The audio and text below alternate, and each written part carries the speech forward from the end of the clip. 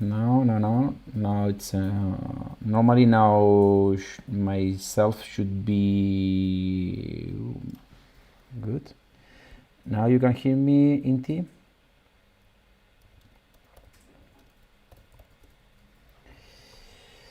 Um,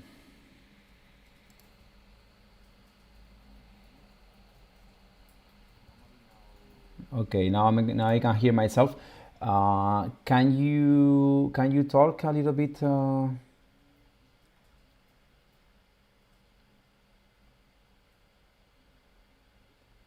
And you, Filippo?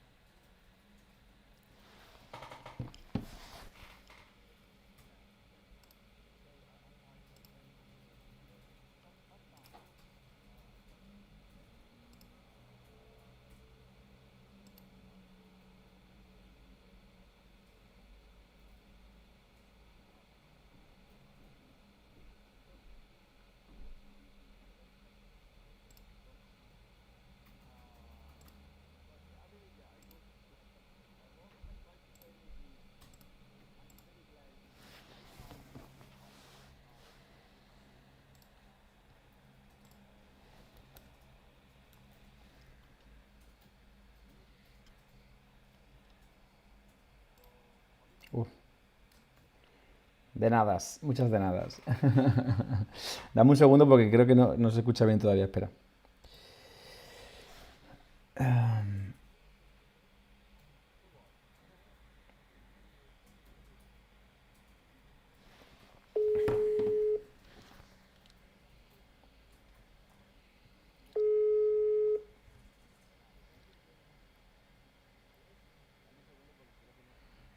Inti, Sí, ¿no se escucha entonces? no, estoy escuchándote solo a ti. Ya, pero ahora, pues, yo le escucho con retraso también a ellos. ¿Tampoco? Es que está con un montón de delay. ¿Pero a mí o a ellos? Vos, todos están con delay, pero... ¿Pero se le No, pero escucha? yo ahora estoy escuchando la conversación que estamos teniendo nosotros. A ver, para. No, a mí no me deberías de escuchar porque, claro, es que esto es un coñazo.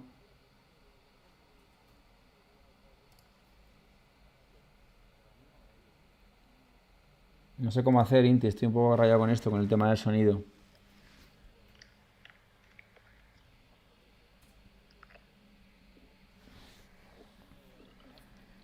A ver. ¿Y qué pasa? O sea, ¿cómo es? ¿Cuál es el problema que tenés No, es la entrada en de este momento? sonido.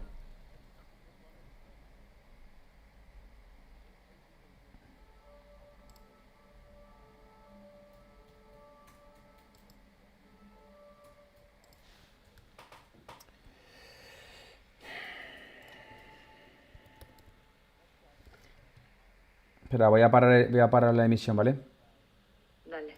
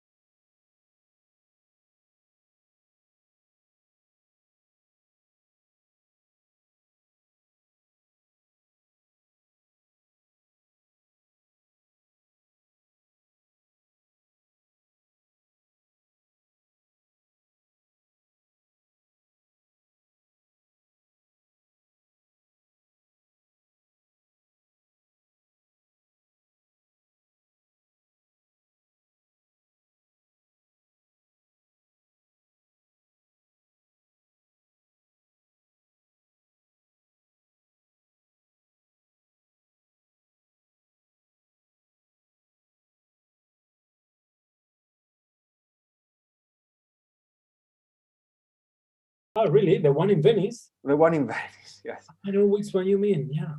Wow, So fantastic. yeah, I mean, yeah, it's a very fascinating museum collection because I come basically I used to live in London. I worked at the Victoria and Albert Museum for 5, 6 years.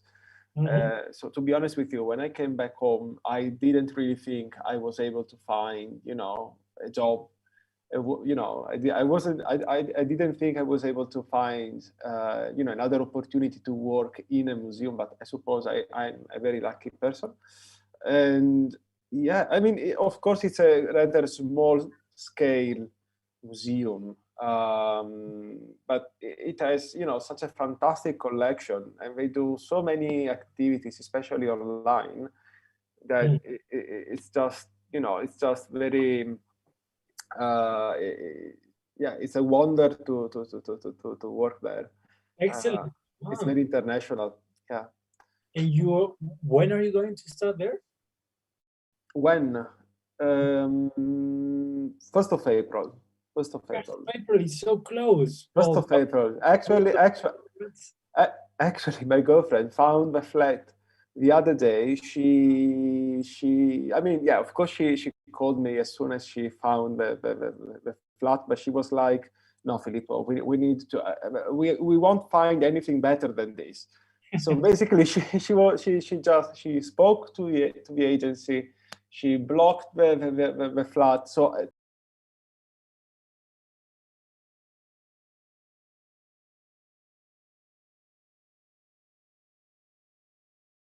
other than that, I have no idea how it looks like. But if my girlfriend likes it, I'm very sure that I will like it as well. She's the one with the highest standards between the two. Okay. That's good. That's Let's say that. Where are you based? I'm in Madrid. I've been Okay. in Berlin for some years, and now I'm in Madrid, where I have my studio. But most of my work is, I mean, I'm physically here, but work is. Yeah, Yep. I hear you. Mhm. That was a test, just to see if we were still listening to you. I'm based here in Madrid, where I'm from, and but my career is also developing in Berlin.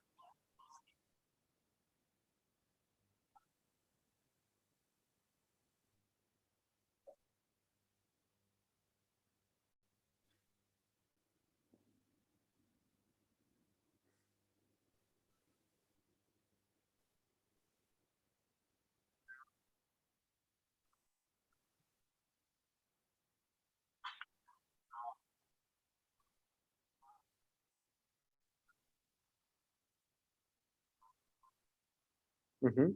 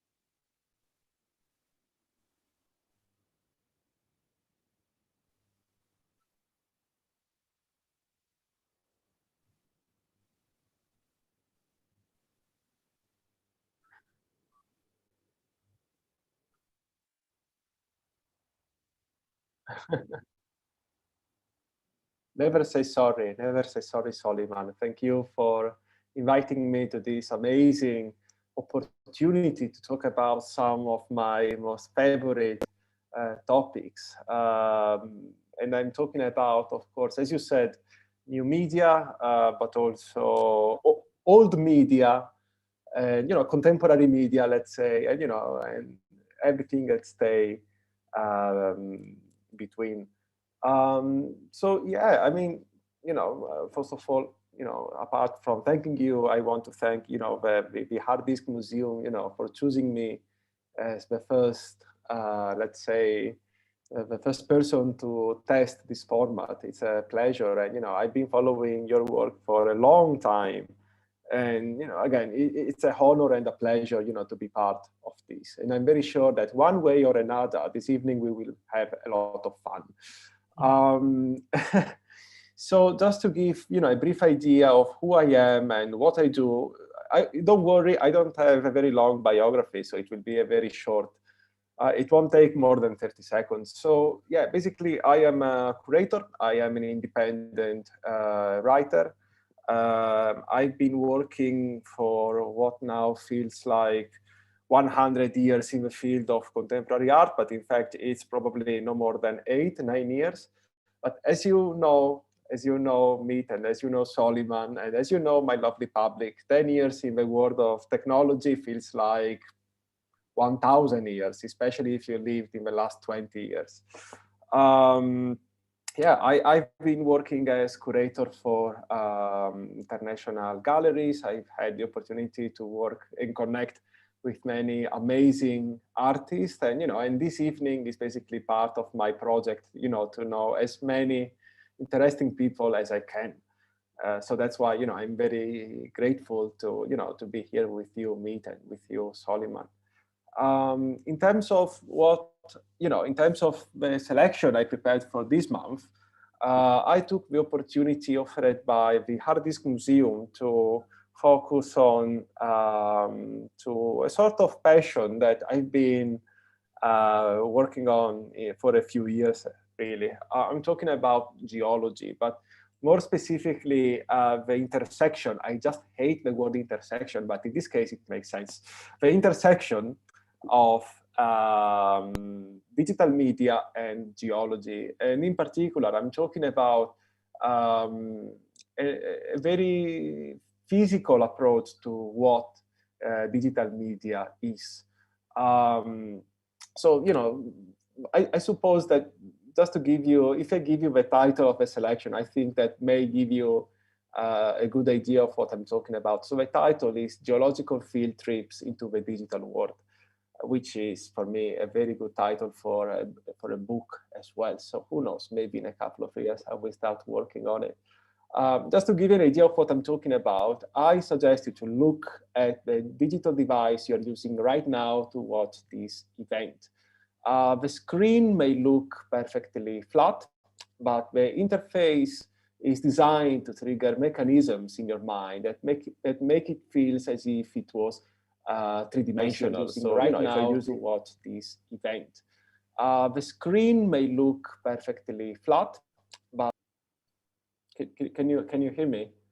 Yes. Sorry, for a moment, I could hear my own voice. I was like, oh, someone is repeating what I'm saying. Am I going crazy? No, okay, thanks. So yeah, I mean, the disposition of the windows and tabs creates a sort of geological environment. Your interactions affect how deep the digital canyon of your screen is.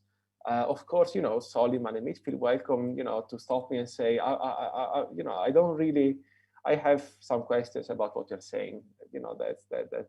That's absolutely a good thing. Every time you open a new window, the others underneath it go deeper and deeper, generating ravines, point and peaks, and plateaus. It's basically your needs and organization strategy that affect the landscape of a desktop, which becomes a sort of a map to inhabit.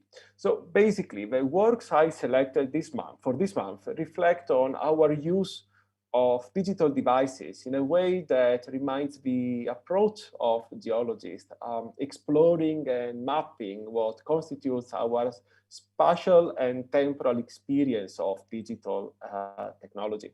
It's not only a certain fascination for our digitally structured habits that these works share together, but also the push to look at how these change over time, as if they were samples dug in the deepest and most remote angles of the planet.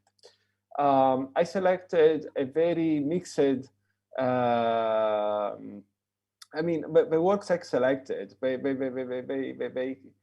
you know, they were made by some artists who have been working, you know, in the field of, let's say, digital art for a long time. And then you have other artists who have been experimenting with computers and, you know, and algorithms and social media platforms and so on, you know, just for a few years. So I suppose, you know, it was just very interesting to try to see how different generations of artists and creatives and thinkers could, you know, could approach digital media. So yeah, I mean, I selected how many? 1, 2, 3, 4, 5, 6, 7 works. And yeah, I mean, I don't know, Soliman, if you want, we can have a look at the works I selected. Otherwise, if you have any questions or, you know, if you have any suggestions, please feel welcome. This is the time to speak.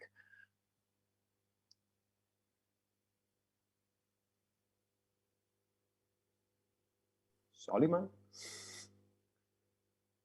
Ah, here we go. Okay. Okay, let's see.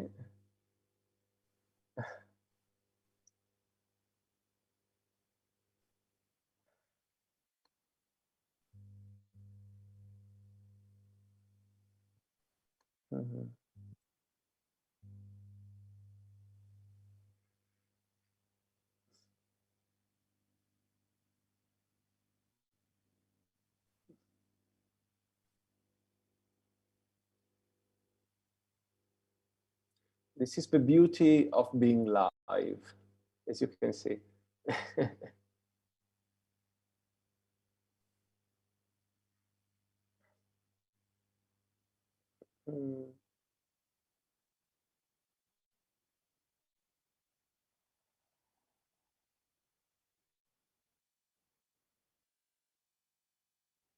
Yeah. Okay, Mit, can you hear me? Yes, I can. Ah, okay. So, oh, right. So I'm not the only one. Okay, good. Okay. So it looks like Soliman. I Yeah. believe he's with his microphone switched off. Ah, okay, fair enough. I think this is a good time, you know, to leave you, you know, some space. So feel welcome to introduce yourself. I will close my microphone for a few minutes. You want me to speak, Filippo? Oh yeah, yeah. Feel welcome to introduce yourself and, you know, and the work on display in the Harddiskmuseum. Okay, all right. Thank you. Just one thing in general.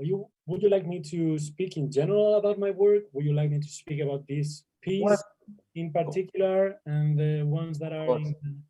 Of course. So first of all, I'm very curious about your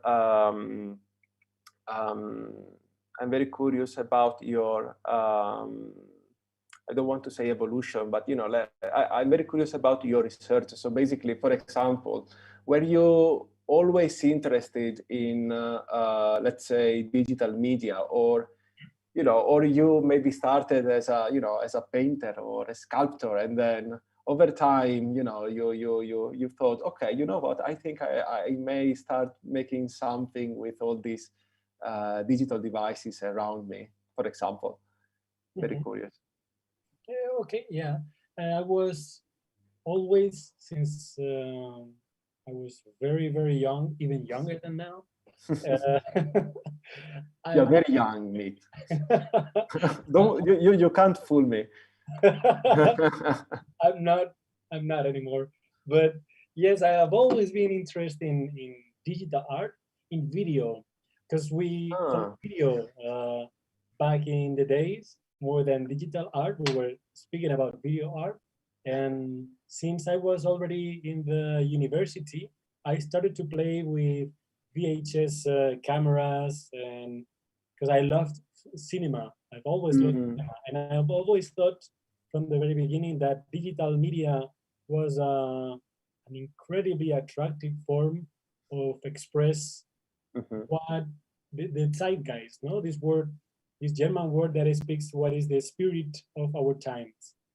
And I thought this was perfect to me. In terms Absolutely. of media, that was the beginning, yeah. And regarding the the concepts, my work has always been conceptual, and I've always been interested in ecology, in nature, Mhm, and for many years since I started being an artist, I I have always been attracted about anthropology and mhm, specifically about um, what is the role that plays technological progress in our society.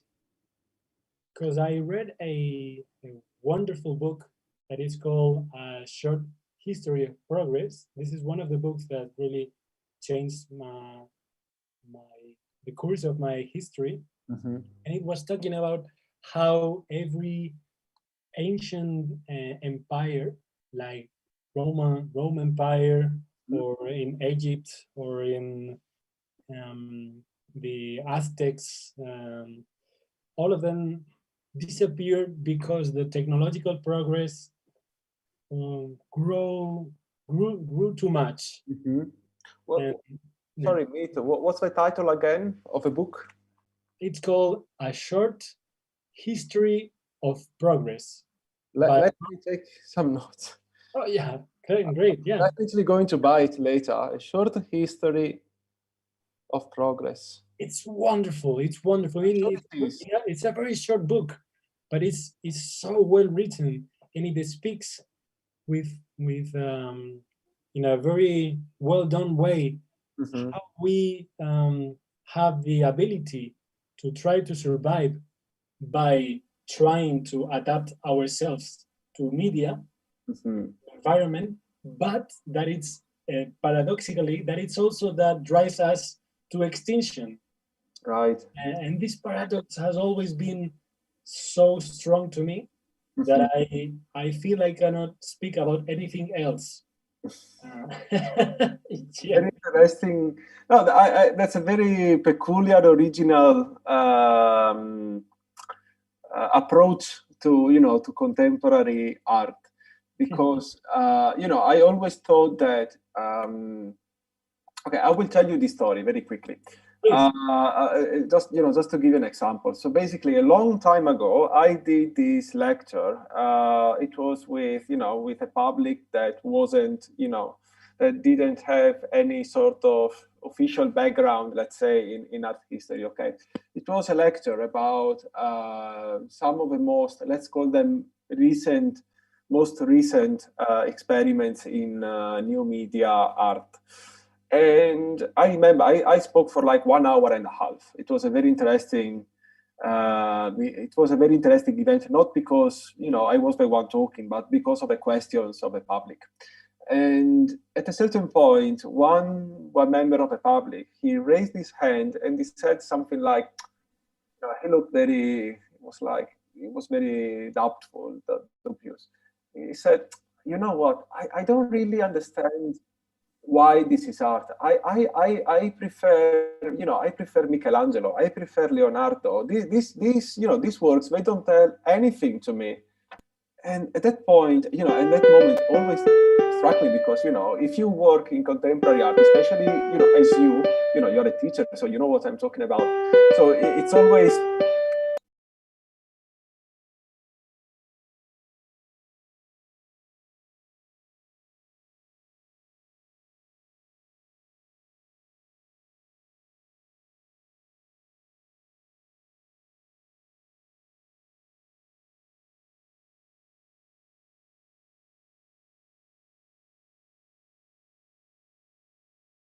people died like 600 years ago, and the way they experienced reality was much, much different from what we are experiencing now. So at the end of the day, the artists using social media, artists using, cameras, artists using, digital devices and so on, at the end of the day, they talk about problems, they talk about things that are happening now that are, that are relevant to them as much as, to you. And while, on the other hand, of course, you can look at, I don't know, like a Giotto's painting made, 900 years ago. And, of course you can enjoy it, but it's, it's like a very alien kind of art to us because, so many things changed since then, even in terms of what is defined as art. And yeah, I don't know. I always, whenever we talk about how difficult it can be to talk about digital art to people who are not part of the scene, let's say, I always think about that example. And speaking of which, I'm very curious about your experience as teacher. I wonder if your experience as a teacher somehow shaped or at least influenced the way you make art, or on the contrary, if the fact that you are an artist somehow affects the way you teach. This is a very yeah, I would lie if I would say that being a teacher affects my artistical practice. It's more the other way around, because I have been an artist from the very beginning. I started to make exhibitions when I was, I never counted, but I don't know, like 19 years old, professionally. And so that means 20 years, actually 19 years. But oh my God. The thing is that I became a kind of a teacher like quite late. And I did it because I think it's a form of activism. I truly believe it like this. I live it like that. So it is after being, the scenario is more the other way around. I have experience as visual artist, and I make my exhibitions and so on, and work with galleries, etc.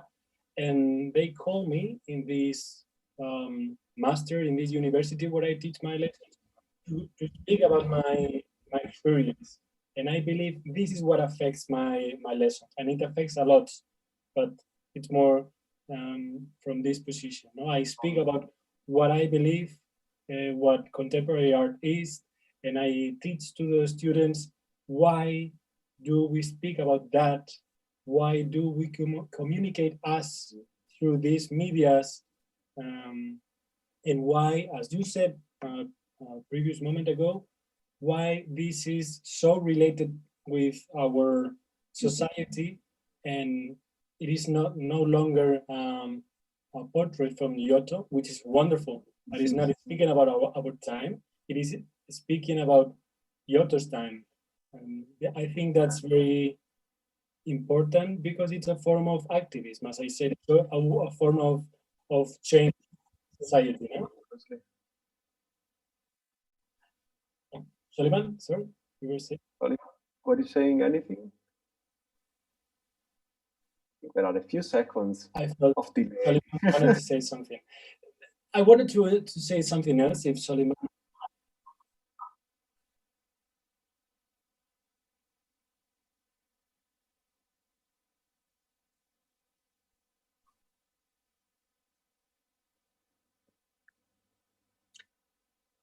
Yeah.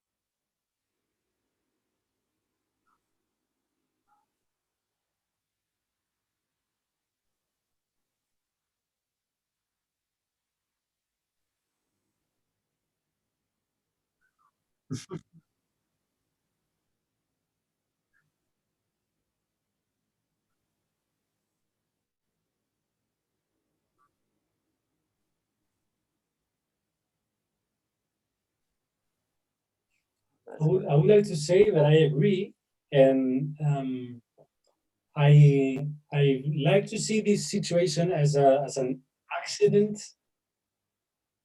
You hear me? I, You do hear?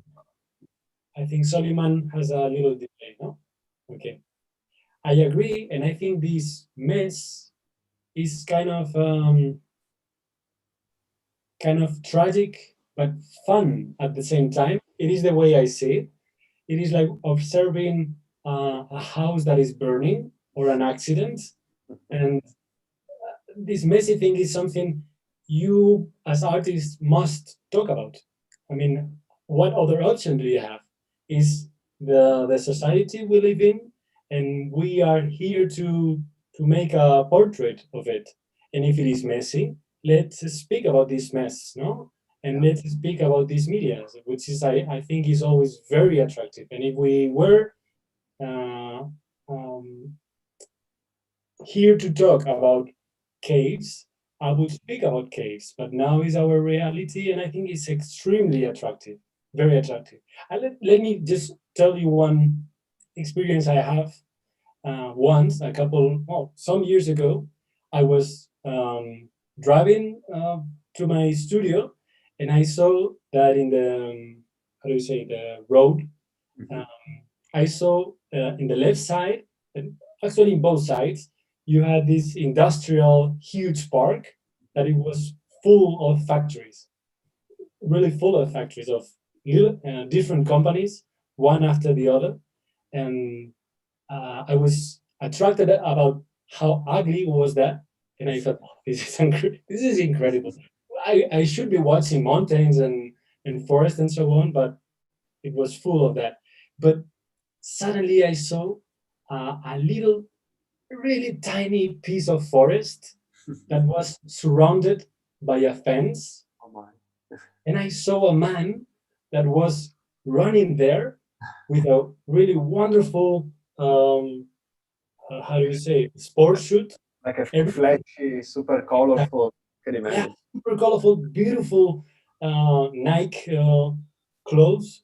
Mhm. Everything went with the same color, and he was with his AirPods and with his phone here, and I thought, oh, this describes us so well, and this idea of being connected Yeah, through reality, in this case, being connected through nature, but I mean with nature, but through technology, I thought this describes us very, very well because the guy was obviously deeply connected with his friends, yeah, with the music, with everything through the phone and so on. And this, I felt this is so messy. This whole situation is such a mess, but it's wonderful at the same time. Again, it's like watching an accident. I mean, you yeah. must speak about that. Yeah, no, I see what you mean. Whenever I think about, the role that artists usually have, I don't want to say must have because, of course, things can change over time. But I always think about what Marshall McLuhan said about, the role of the artist. So, it's a very important role in society and for the ones who don't know it. So basically the idea is that basically the artists are let's say hypersensitive kind of filter. Basically they can feel, they can smell, let's say, the change in the air, whether it is something good, whether it is something bad, whether it is something in society, whether it is something in economy or whatever. And basically the artist you should be the first ones, or at least among the most important ones, to somehow introduce all these traumatic changes to the rest of society. And I always found it, I always found it a very poetic, somehow, positivistic, let's say, take on, on what role artists should have. Because, I would say, just to make it more, refined, I would probably say, yes, that's true for good artists, of course, because then you have all the others that, maybe, they may be more interested in, in the kitsch side of making contemporary art. So, just simulate. I mean, it's very easy to simulate the effects that contemporary art should have without actually having any content. And that's why, for example, I'm very interested in your work, Mit, because you have been, I mean, looking at your works, I could feel, even this is actually, just so the public can know that this is actually the first time we have the opportunity to actually speak to each other. But I've been following his work for a long time, and I always found your work very genuine. As someone who, I mean, I have a feeling that, if you were born, let's say, I don't know, in the 1830s, for example, I'm very sure that you would have experimented with photography if you had that opportunity. If you were born, I don't know, in the late 15th century in Venice, for example, I'm very sure you were, I don't know, maybe you were a painter, and maybe, maybe you wanted to try that new interesting, support material that now is called as canvas. You see what I mean? I think that, if we talk about artists who want to experiment with, with what defines a time, whether it is canvas in art, whether it is, the nuclear bomb in the 20th century, or whether it is, the internet and digital media. Yeah, I think that, your works are a very good example of that critical, but also, creative approach, because I always found your works very, not just critical, in a political way, but of course I can see, I can definitely see there is a political stance somehow, but that's not, I mean, I don't want to say it's not relevant, because of course it's relevant, but I wouldn't say, you're not like standing on the table and say, this work is about this, and you now have to think as me. You see what I mean? It's more, it's more a creative, artistic take, on about, it's more a creative take on the different aspects you have been studying and exploring over the years. So I suppose that, another very traditional question for you, maybe, Filippo, oh yes, I can see Soliman. Yes?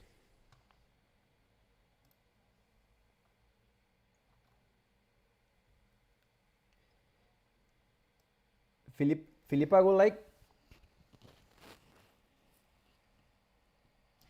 I would like to make you a question, because you are now going very deep into the work of Meet as the let's say the guest artist and the artist of the month. But I would like to know more about what's the connection in between. Sorry, because I'm not gonna hear myself.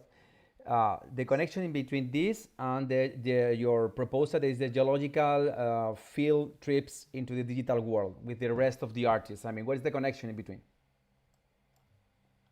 Right. So as Mitch said, he has been always interested in ecology, and and also how digital media also shape, I suppose, the way we think about ecology. And I always enjoy this approach, because it makes you think about the digital tools we use every day, not as much as windows open to to other people, but as tools that have their own power somehow, as tools that change the way we look at nature, as much as tools that that geologists may use doing their works. In this sense, I would love to learn more about elastic jungle, if it's possible, Nate. For example, I'm very curious about the first inspiration for that. How did you come up with this project? Okay, well, I believe I can make a short story about it because um, it started like this. I believe. I believe. Um, Once I had kind of a daydream where I was a drone. Um, it was like a vision, truly, like many of us have. I mean, it's something very common, no? And then I in this daydream, I felt I saw I was like a drone observing nature and cities and so on from above, and I was watching how people were like again, it came from the runner situation I told you. I was watching runners, people that were running, and they were running in ruins, no, in ruins, in ancient ruins, and that kind of feeling I had after this daydream was that, in a way, we adapt ourselves to the situation, but the technological progress is like going ahead us. Oh yeah. That was one thing that happened before making this video. And then I felt, okay, I have been talking about technological progress for a long time, but there's something I can be more focused on. And this is that if technological progress is a form of adaptation, let's take that as an idea, then why this form of adaptation is becoming like a paradox? It might be a solution to evolve, to go further, or it might be quite the opposite, like the like a like a mess, or let's call it a mistake or something. And I felt, okay, there's something missing here. There's something happening, uh, and I felt that it was this: the relation we now have with our context has changed. Now we don't have deeper analogical relation to our context, to nature, as we had in the past. In the past, this is very normal. We have to understand it. I totally understand it. But what are the things that are happening because of that? I believe we have some, as society in general, we have some sort of feeling of there's something missing. Technological progress is very attractive, that's very understandable. I love it, most of us love it, but there's something missing in the relation to our context. And I felt, okay, this is very interesting, and it reminds me to the idea of the phantom limb. You know the phantom limb, the people that doesn't have a limb, and they feel that they still feel this limb they don't have. No, it's like they having a ghost, so they feel this relation to something, to an arm that is not there, which is something analogical and touchable, but it's not there anymore. Yeah. And I thought this is a wonderful metaphor of what is happening.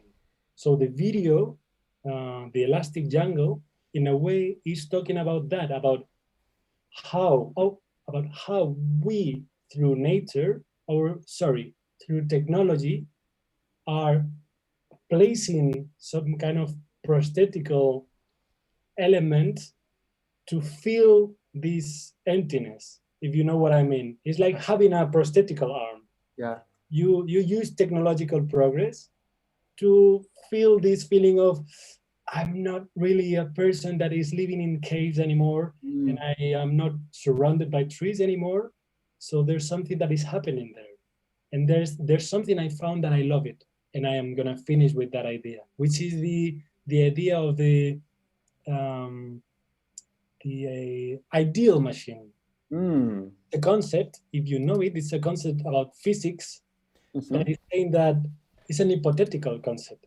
It's saying that an ideal machine is a machine that which energy and power are not lost, or they do not disappear through fiction or through deformation or anything. They are perfectly efficient.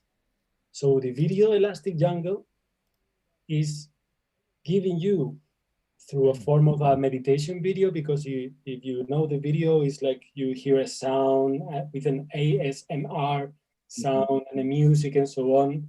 Like it has a very yoga meditation experience, and the voice is telling you that you are this kind of ideal machine that is flying through a landscape that is perfect, and you are super efficient, and everything is going so well, and so on and so on. And I think that this kind of explains a little bit how we in general feel in relation to our context. Absolutely.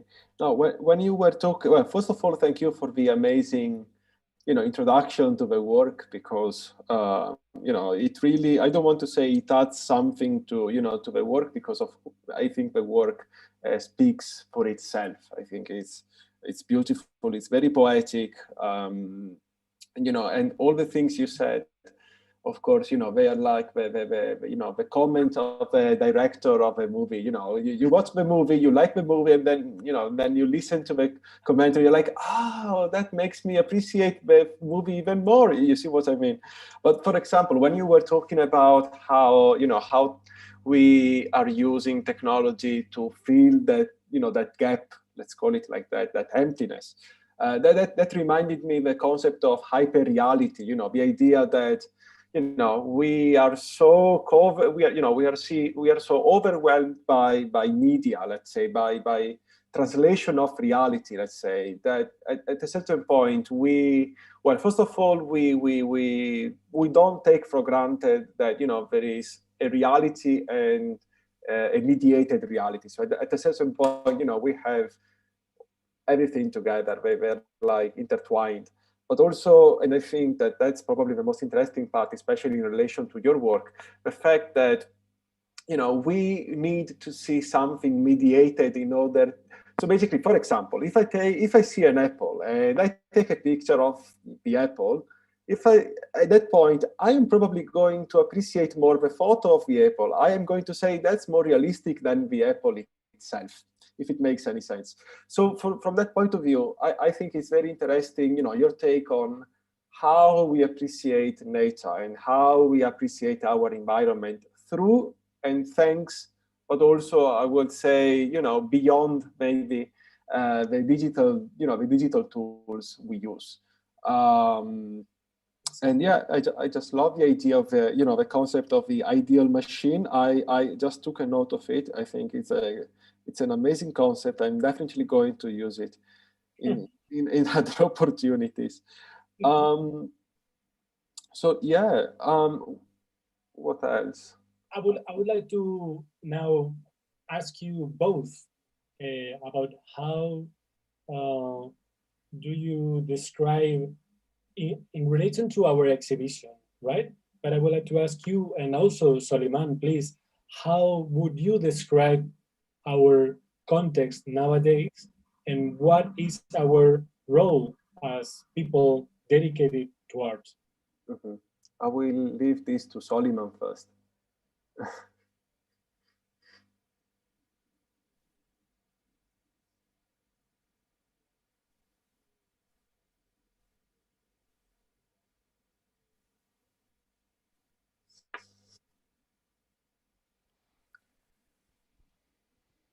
Yeah, okay.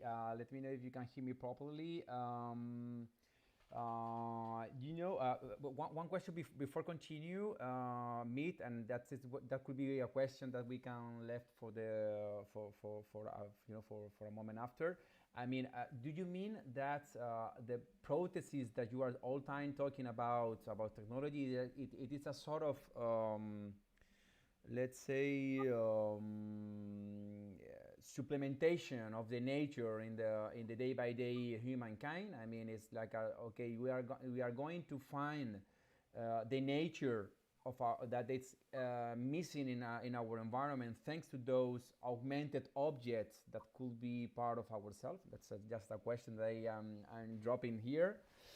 And about the role that we are now taking in the society, I think that obviously, and that's something that obviously me as an artist and as let's say entrepreneur, in a way, I think that the role of creative people in this couple of days, I think is also very relevant, because now I think the technology it's available for everybody. I think that all of us, we can reach any kind of technology in just 2 clicks, and we can have everything at home, more or less.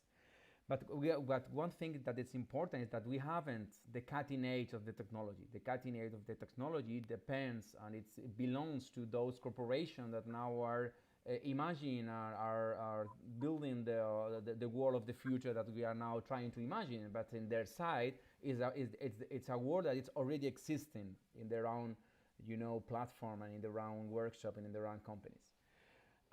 So for me, I think the most important thing that we have to do in this period is just to have a critical side of everything what is happening about technology, and that's exactly the same. And it's something that I normally talk about. I make the example of what happens, for example, with the beginning of the avant-garde. The beginning of the avant-garde was a couple of artists that was understanding what means the industrial revolution, and they took a train, and they looked through the window, and they saw that the landscape was never the same, because the landscape is in movement thanks to technology. And they take this idea of the landscape of movement, and they put the same idea in the canvas, and it's the emergency, and it's the beginning of the impressionism, for example. And it's exactly the same that we have to make now. As far as I can think about it, we have to use the tools of technology as part of our own inspiration to see a second layer of information that belongs to this main one, that is mostly related with the commercial point of view of those corporations. So yeah, I mean, I've been thinking about, speaking of nature, and let's say simulated nature, in order, that make us feel, more welcome in this cruel world. I've been thinking, since you mentioned that, I've been thinking about this person living living nearby my flat in London. I remember he couldn't fall asleep without listening to this very long audio track of rain. So basically, whether it was November, whether it was June, whether it was May, or whenever, he always played the track, and you could always hear the sound of rain. The funny thing is that he played it even when it was rainy, even when it was raining outside. So I always loved the idea that this person, couldn't appreciate real rain enough. I mean, it's like, real rain wasn't enough for him, and he had to play his own version of, the sound of rain.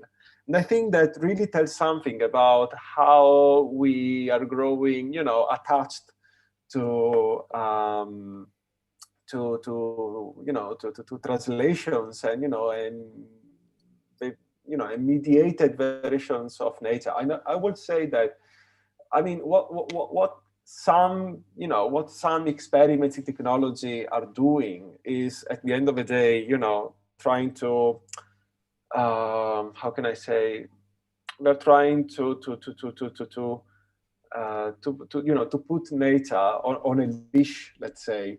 It's like, you have, for example, you have the rain, and the rain is a wild kind of phenomenon, and then if you go on YouTube, you search, I don't know, 45 hours rain, and you can listen to it 24/7, and you can certainly appreciate that, but it's not exactly the same thing. It's like it's the discount version of nature, let's say. So of course, it's, I think, first of all, artists, critics, let's say people with some kind of creativity that have somehow to lead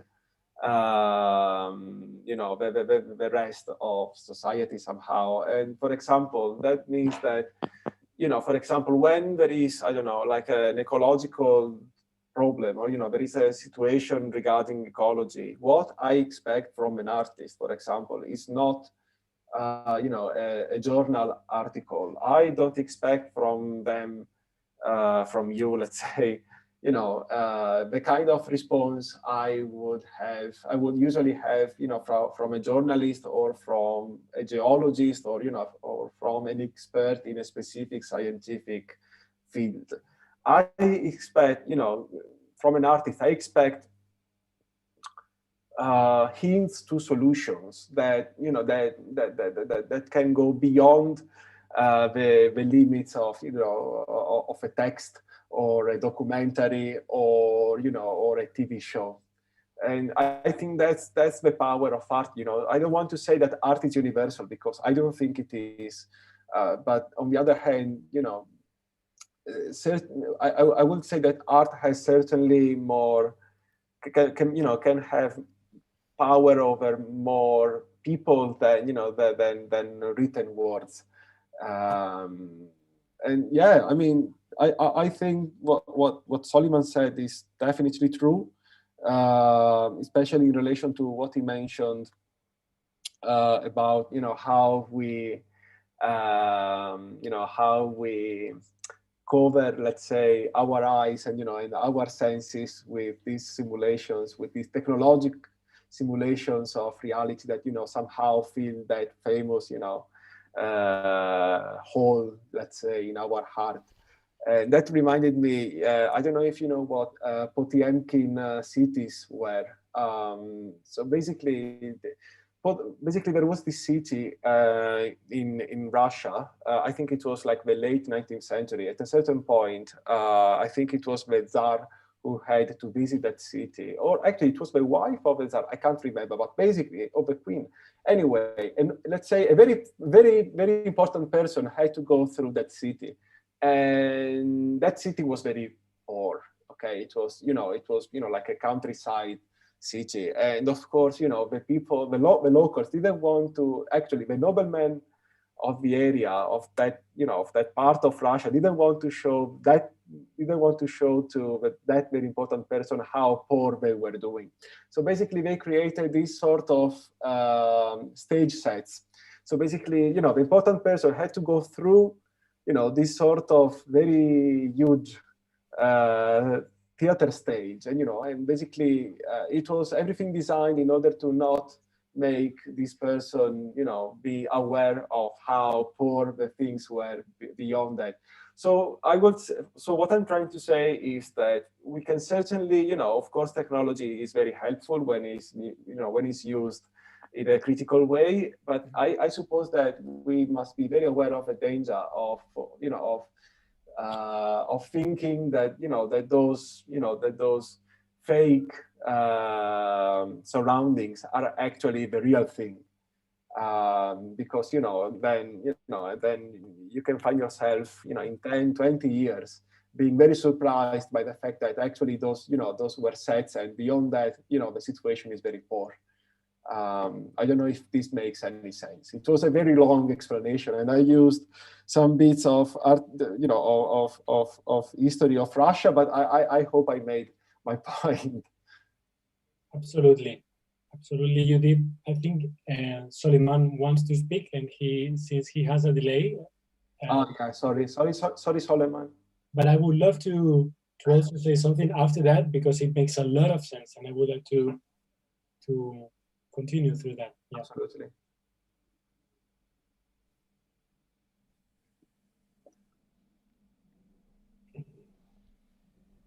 Yeah.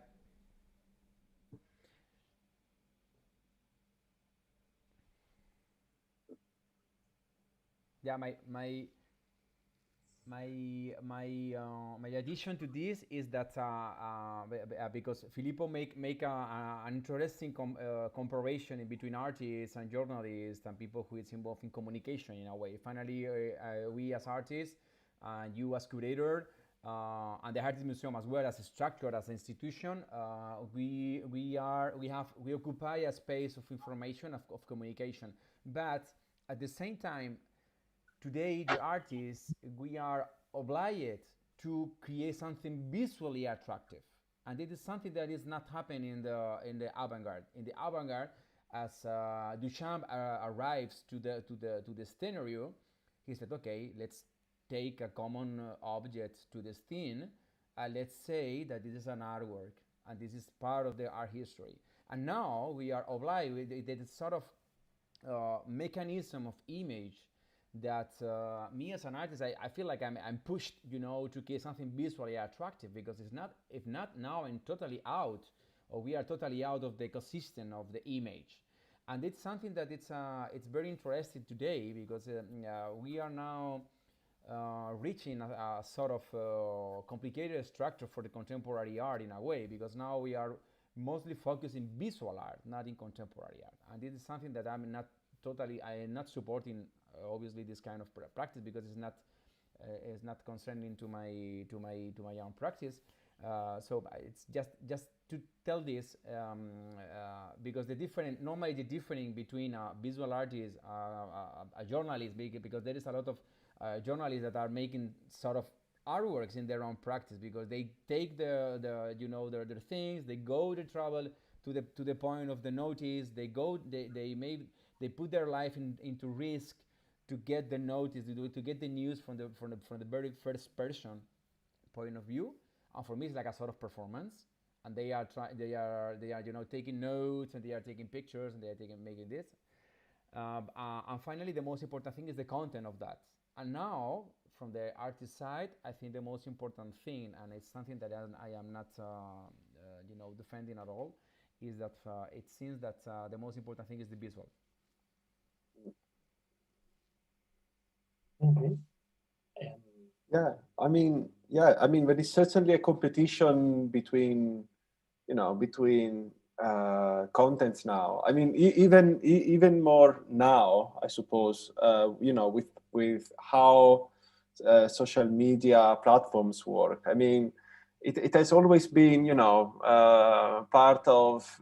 I mean, depending on the artist, I suppose it has always been a perk, or or a bad thing of social media platforms. The fact that when you share something on, let's say, Facebook or Instagram, it doesn't matter whether it's a work of yours, or whether it is a picture of you on holiday. So I suppose that some artists explore that side, that competitive side of being an artist nowadays in creative ways. But there is certainly, I mean, I'm looking at what's happening now, in the crypto art market scene. And I mean, I've been talking to artists who started working just recently, or who have been maybe working for many years, and now they are finally starting to sell something, and they're starting to be recognized, let's say, by collectors and and galleries and etc. And I mean, there is a lot of stress going on. Basically, you can see them. I mean, I talked to some who told me that since they dropped, let's say, the first work online, they slept very, very, very bad. I mean, they couldn't sleep at all, really, in some cases, because you have that competition, with other artists, with also other media, because if you go on Twitter and you share a work of yours, you don't have to compete only with other artworks. You have to compete with, I don't know, CNN, Sky News, BBC, and and your cousin and your wife and your boyfriend and so on. So I mean, it's true that now art has to be, I mean, I don't want to say that art in general has to be, but there is certainly, a group of creatives that share their works online, that certainly feel, the pressure to make something, flashier than the usual, I think. So that's why, you have all those, flashy GIF animations, and, you have beautiful decorative works at the end of the day. I mean, I'm not against the idea of making decorative art, I'm against the idea of calling decorative art as contemporary art or critical art, if it makes any sense. I mean, as long as the artist or the creative knows what he's doing or what she's doing, actually, especially she's doing, I think, they can certainly, as long as they don't hurt anyone but themselves, I'm very happy with that. I hope it makes any sense. And I wonder if you experience it somehow, any changes in terms of, how to create your works, maybe in relation to, to any recent, oh my gosh, I forgot the word, trends. I suppose the answer is going to be no, but I'm very curious. In that case, I'm curious about, how you try to, to be focused on your research and, and try to, to not be, to not think about, the noise around you, basically. I like that noise. I mean, I took my notes about some things you both said because I think they are very interesting. And before going to that, I will answer to you. My work changes all the time, but it's always talking about the same thing. And with that, I mean that you describe a situation. I agree with that description. No, we are having this new panorama where we have these medias and this digital world and so on that is running so fast. But I would say to these artists that are like running behind it, I would say, do not follow this media, just speak about it. This is what I do with my work. Of course, it influenced my work, but not because I am like losing my breath following it, but because I feel myself more like a researcher and I want to speak about it. So I am the owner of my time in my studio, and I am the one that sees the situation, studies the situation, and speaks about the situation. This means it does influence me, but I don't follow these trends as someone that wants to be trendy, but I observe the trends as someone that wants to speak about them. And this drives me to another idea that you both describe, which is for me like a key concept. And it's the idea of the simulacre. I think it's called in French, the simulation. I do speak about my work, and I think we, the three of us, speak about that in our work, about the idea of simulation. I feel that capitalism is a stage, as the anecdote, the history you told, Philip. It is totally like that. And I could even say that technological progress is a stage. And it is kind of fun and it's interesting to study it, because what I tend to say in when I make conferences, I normally speak about this, about the idea that technological progress is a form of capitalism, and it's a particular form that is nowadays based, it wasn't like this before, but nowadays it is based on the idea of a future that we have achieved. We feel that we have somehow achieved a future, and this is a wonderful fiction, but it's a fiction. There's nothing but a present all the time. But through the objects we use, these ergonomical and synthetic and artificial objects, and through internet, through media, and through devices, we feel we have achieved evolution. We have achieved this classical idea of future. But it is just a simulation. And it's wonderful to observe that and to speak about that, this fiction of future achieved. This is what I believe somehow we all speak about, and in my work, this is something that is always like a subtext under my work.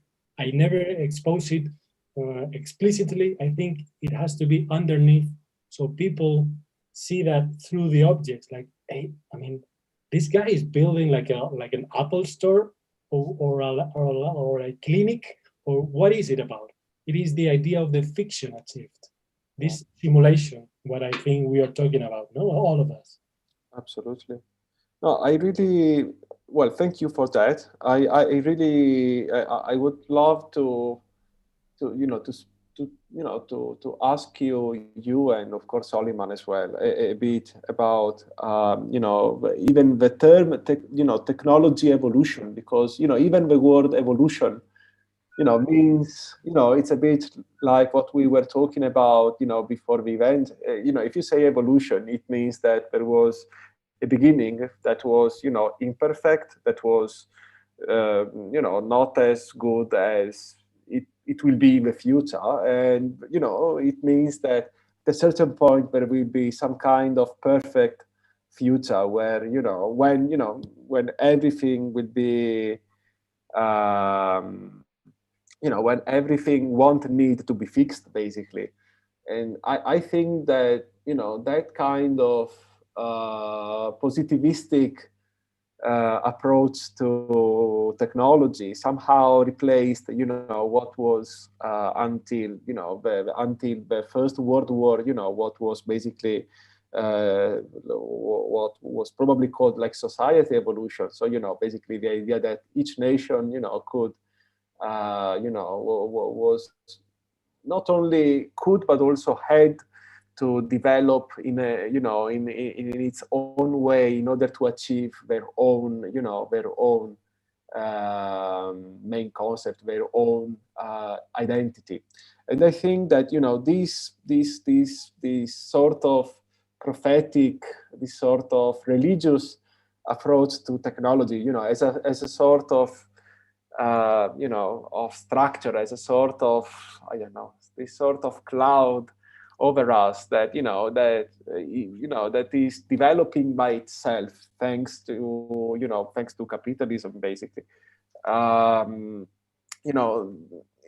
just find it very, very, very problematic, and that's why I think that the work of artists is so important, because you need to to do what the situationist called the tournament. You need to take something and something created by, I don't know, by a corporation or by a government or whatever, and and change it and show to the rest of society how it really works and how it really affects the way you think, and um, and how it will be and what and which role it plays in their own everyday life. So yeah, again, I think that the idea of challenging the concept of technology evolution is a sort of, as you said, as a sort of the sound of the bass in a rock album. You know what I mean? Like even if you don't really listen, even if you don't really hear it, there is a bass underneath, the drums and the voice and the guitar. So I can certainly see that it's not, as I said earlier, you don't make your political perspective on this and that subject very evident. But I think that who is open to listen to what you want to say, who is open to what you want to convey as an artist. I think that I mean that's present in your works, and I think that you must be blind to not see it. So yeah, I was wondering if Soliman, given he's of course he's an artist, and of course he has been working with technology for a very long time. I mean, not that very long, because I don't want to say he's old, but for a long time. He's probably going to smile in a second, and Here we go. So yeah, I was just wondering, I'm just going to ask now and then he will answer in a second. So yeah, I mean, I was wondering again, how, for example, how you approach, exactly, how you approach the use of, let's say, cutting edge technology, instead of, I don't know, like very old media. And I just love this meeting, the idea of this delayed answer.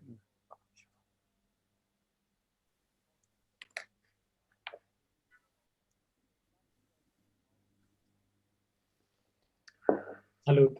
Salute. You know, sorry for for this delay because I am eating at the same time and trying to speak. So yes, in fact, that's exactly what I'm working now, because now I'm trying to figure out and to think about those kind of dystopic point of view of the future. And as you can see in the in the FX and all those the futuristic movies, everything is based on technology. And now we have this sort of hope based on technology, and the future of humankind is only based in technology, and that's something that also Mead is talking. It's talking about in his own work. It basically we cannot imagine a future that is not based in those kind of solutions that come from technology. Even in front of nature, I mean, as a response of the violence of nature. And so for me that is sort of kind of dream that the economical system of technology has introduced, has inoculated in ourselves, and now it's the only exit that we can find for the future of humankind. And that's very very complicated. I mean, it's very complicated to imagine a future that is not based on this. Imagine that now we have to tell your family, okay, let's go to the forest and let's make a fire and let's go to all together with no phones, with no computers, with no connection with technology at all.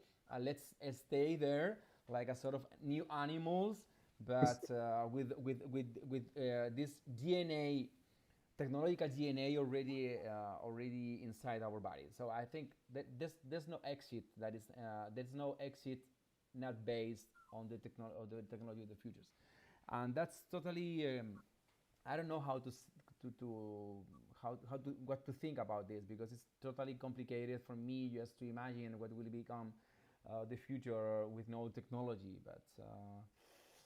I cannot find a solution, because this is like a sort of, wheel that it's all time spinning and spinning with no ending, and it's not only based in our day by day life, but in the economy of the world, and even everything that happened, it's all time supporting this idea. The COVID is supporting technology in a way. The COVID is demanding the technology to be alive in a way. We are demanding the connection with technology. We are demanding the vaccine. The vaccine is based on technology, science technology, but it's technology in a way. So this is more or less what I would like to say. I don't know why I don't want to go further with this conversation, because we could be all the day. Meet, I think that would be great if you can make a sort of in your videos like a sort of a spa, NFT spa, because I love your conversation from the very beginning, talking about that you stay really calm in your studio with no rush about what is happening on the market. So I take notes about this. So and now I will demand you, to make the NFT spa. Take this idea. That's really it's super nice. So for finishing, I would like just to say, obviously, we were talking about an exhibition that is not published yet. In fact, I would like to introduce a little bit more about this exhibition that will be launched from the 5th of April. We are going to have a site specific of Mit Borrás in the Harddiskmuseum structure, and we are going to have the collective exhibition of the rest of the artists that we are now working very hard on this, because the Harddiskmuseum, we want just to make like a sort of marketplace with artworks. That's not our point. we work a lot with the interfaces. We want to offer an experience, a user experience to properly understand the content of this exhibition. For sure, I think it's also the respect to you also, Filippo, for your effort to make something interesting for the public. So we are more than invited to visit us in the next couple of weeks. We are going to share the exhibition, and I would like to thank you so much for being involved in the project. I'm totally excited to see you one more time in the future for making something together. I don't know, you want to finish with something else?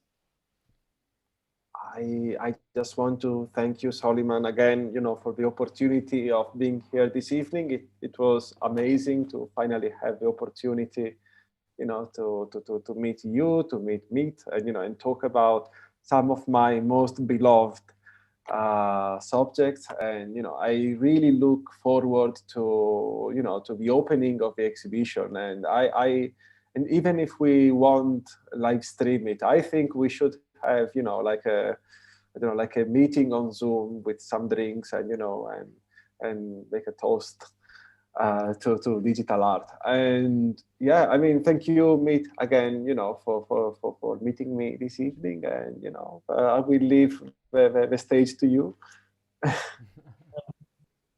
Before you close, Soliman, But with no delay, please. I would love to. It was a huge pleasure, I have to say. It was a wonderful conversation, and yes, I think it will be fantastic to keep on talking it, and it will be great.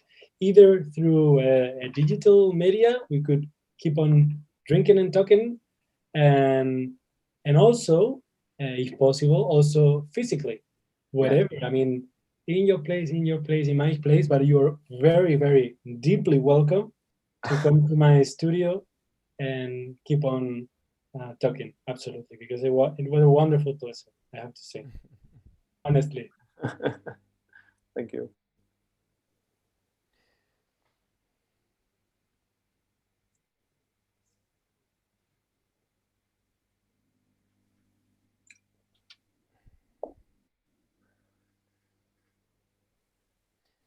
Yeah, I take the word Meet, because I'm going to Madrid if I can go out from Paris. I don't know if finally they are going to arrest me or not. I will show them the Harddiskmuseum to say, hey, I have a museum in my hands. I have to go. So I will try to do my best, and I will for sure. I will call you to meet us in live. I would like to say also that we are opening a discourse a platform, for to create a sort of more stable community with the people involved in the Harddiskmuseum. So I will share with you as soon as possible. So thank you very much. We are in contact. Thank you very much, and congratulations for your work. See you soon. Thank you. Bye. Ciao, ciao. Bye. Arrivederci. Good night.